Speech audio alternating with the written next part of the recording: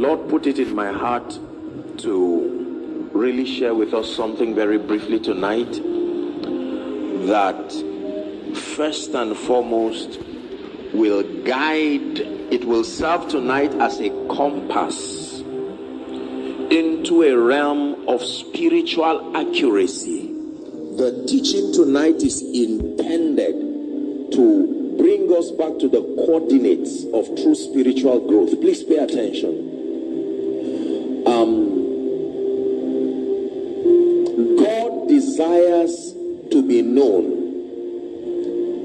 God is a mighty God, but then he desires to be known. Although he shrouds himself in light, all through scripture we see that God has always had this desire for a relationship with man, but that in so doing that man would know him. Please understand my teaching. But then there is a prescribed methodology. Please listen. There is a prescribed pathway to knowing God.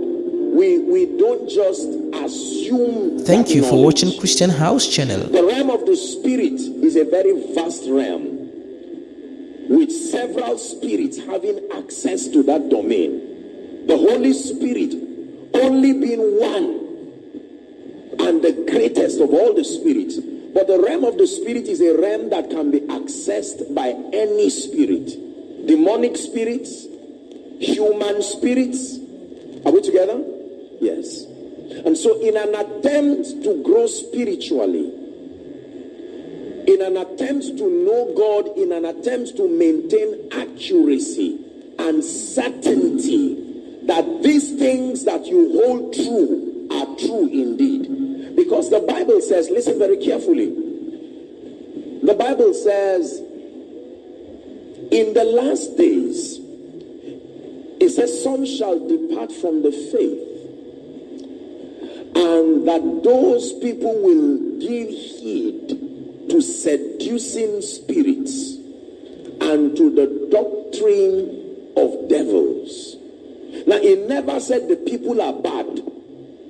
It never said the people are even false. It just said that in the last days, there will be a group of zealous people wanting to know God, wanting to access the anointing. Please listen. Wanting to be spiritual, wanting to prophesy, wanting to see visions, like Prophet Joel said would happen. So the first information is that in the Spirit speaketh expressly, he said, that in the latter times, some, not all, but some, shall depart from the faith. It never said they will hate God. It never said they will stop church. But something about the path they are taking will veer them away from the faith. And they will find themselves, although zealous, although determined to know God, they will eventually find that they have departed from what the Bible calls the faith. And then they will start giving heed. The Bible says paying attention to a group of spirits that the Bible calls seducing spirits.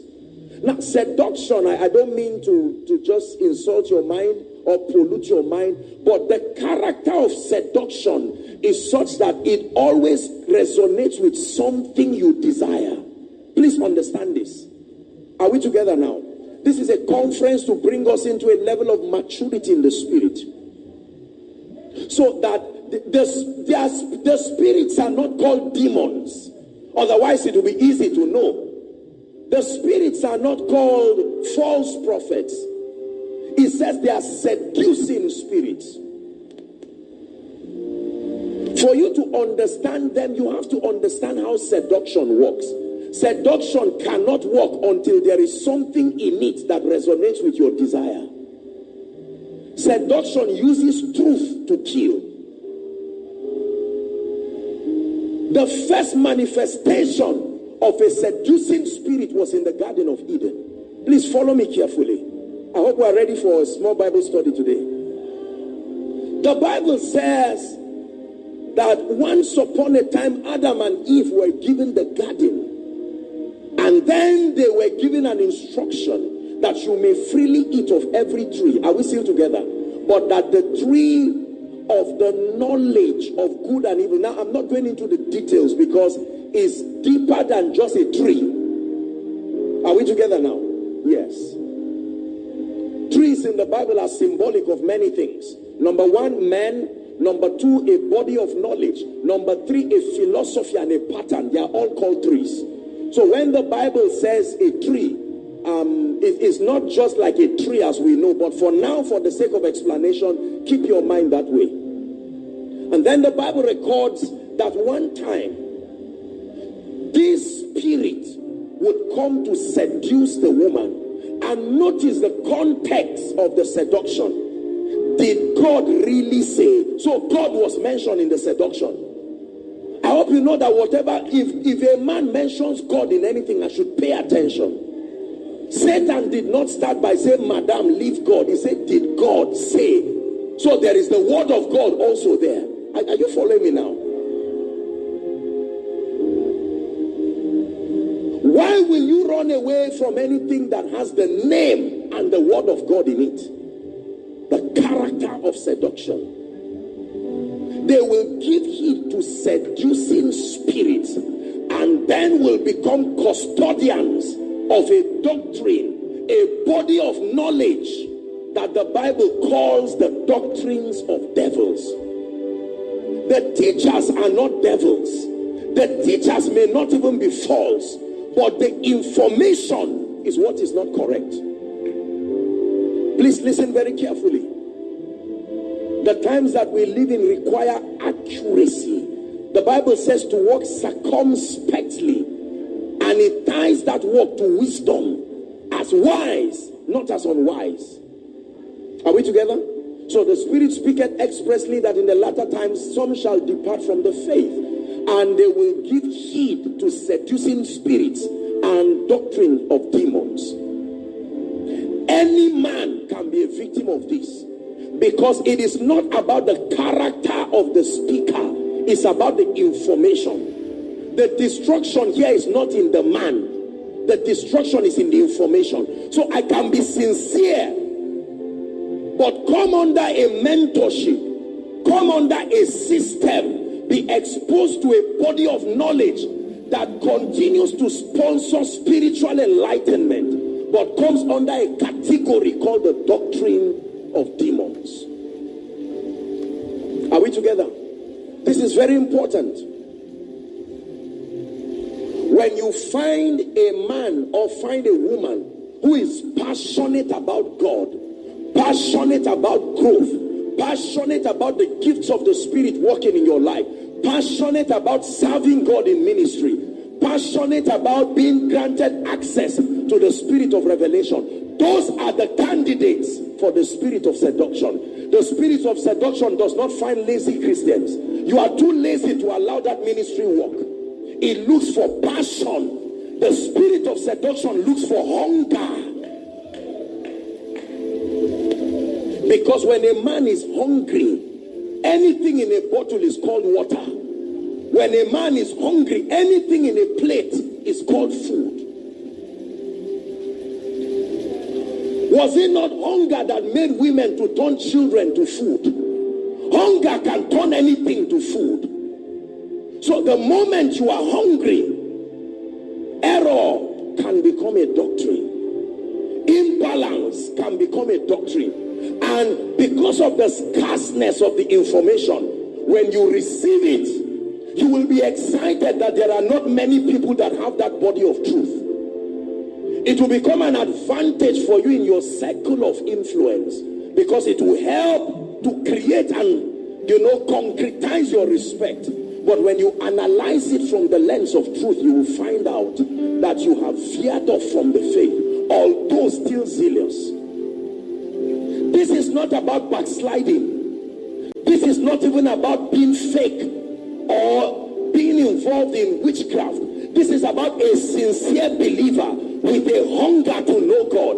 A sincere believer finding out that there is a call upon his life and wants to grow. This is about a brother, a sister. This is about a man of God who knows there is more. But the question is, what is more? More can be many things. Error can look like more. Imbalance can look like more. The doctrine of demons can look like more. Scientology and zodiac can look like more. Principles of stargazing and astral projection can look like more.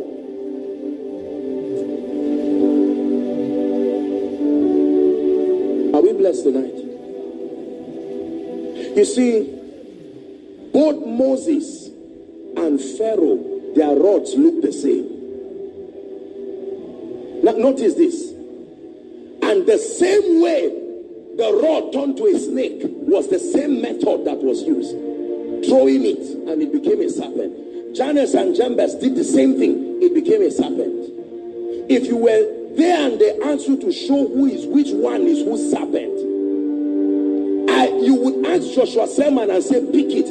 I would pick the rod of Jannes and Jambres, believing that it was the rod of Moses. Now, that does not mean I am bad. It's only the limitation of my discernment.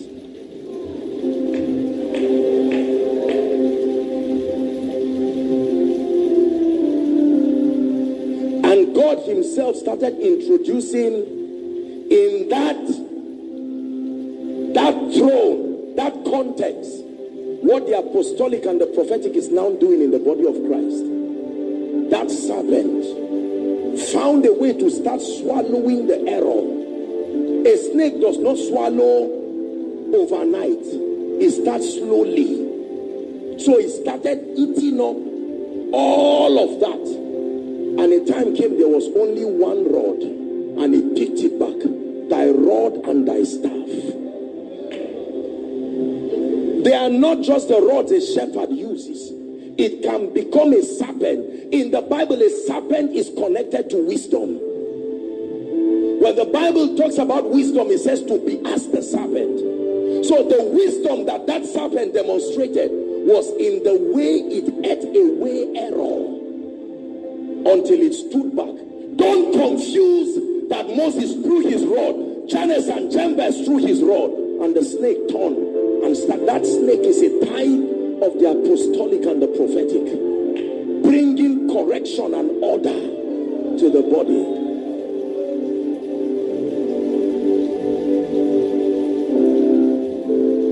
Are we together? It matters how you know God. Jesus, when he walked upon the earth, he said he was many things. Are we still together? Among the many things Jesus said he was and still is the door. Everybody say door. Please say it one more time, door. The door means the authorized access into a realm, into a room, into a dimension. A door means authorized access. Is that correct? This auditorium has windows. Your house has windows and doors. They are all systems of entrance, but not all of them are authorized. If a visitor jumps through your roof, he's in your house but not welcome. Are we together? If I suddenly come to see you and I jump through your window and I say I'm finally in your house, the most important thing is that I entered. No, Jesus said I am the door. That means that anytime you see someone in a realm, search whether he followed through me. If you do not see, Jesus never said, I am the only way. No, I am the way. Please sit down. There is a way, the Bible says, that seemeth right. Seduction is what makes it to seem right. But the Bible says the end thereof are the ways of death. I bring this message because the body of Christ is in their need of a restoration of the ordinances and the patterns of God with balance and accuracy. The manifestation of the spirit of Elijah is mandated to restore the patterns of God again. And Elijah always precedes the day of the Lord. Every time God is about to show up, the first ministry that is sent is Elijah. Malachi told us that before the great and terrible day of the Lord, Elijah will come again. Before Jesus came as God manifest in the flesh, Elijah came through John the Baptist. Is the protocol that follows revival. No revival happens in a territory until Elijah comes. Elijah is not a person. Elijah is a spiritual system that brings restoration and balance and accuracy. Please follow me carefully.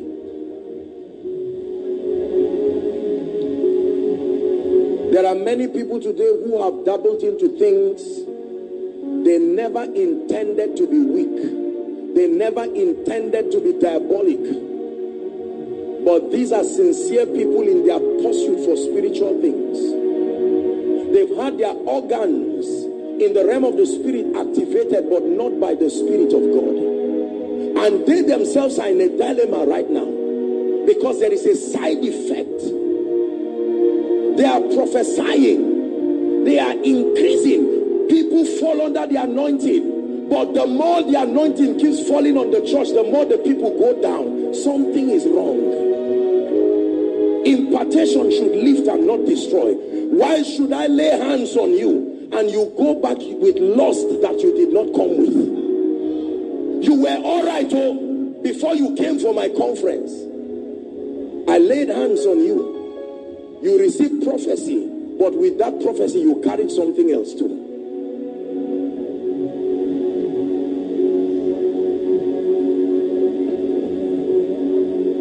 We have to know God. The average believer, I submit to you truthfully, does not know God. The average believer knows church. The average believer knows a pastor. The average believer knows an apostle and a prophet. The average believer knows church doctrines. The average believer knows church service. There are very few believers that know God. Respectfully so, there are few men of God that know God. Was it not Isaiah? In chapter 6 and verse 1, the Bible says, in the year that King Uzziah died, I, Isaiah, saw the Lord. It says that the train of his robe filled the temple, etc., etc. And Isaiah said, woe is me, for I am undone. He says, I am a man of unclean lips, and I dwell amidst the people of unclean lips. If you had walked to Isaiah and say, Isaiah, you have unclean lips, what do you think his protocol would do to you? But now a man is, that one is not condemnation. That is alignment. That is repentance. Please, if you listen to what I'm teaching you tonight, you will see the dimensions of God in your life you have never seen before. It is important. The average believer does not know God. We only know God through the recommendation of another person. But I know whom I have believed. Until you know whom you have believed, you cannot be persuaded. Persuasion is not about boldface. There must be an encounter. I know whom I have believed, and I am persuaded that he is able. Is the reason why our Christian experience will be shortchanged at every challenge. The average believer will leave God in a heartbeat. The moment you do not get certain things, that's it. Are we together? God, you give me a house. If I cannot get a house or a job, I'm out. You see, that kind of Christianity.